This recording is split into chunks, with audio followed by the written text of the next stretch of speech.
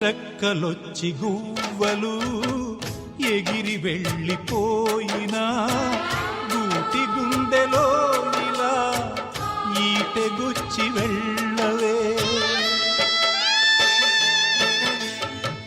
ముళ్ళ చెట్టు కొమ్మలైనా ఎంత పైకి వెళ్ళినా తల్లి వేరుపై ఇలా కత్తి దూసి ఉండవే. మీరే తన లోకమని బతికిన సోదరుని సాలే ఇక వెళ్ళమని తరిమిన మిమ్ముగని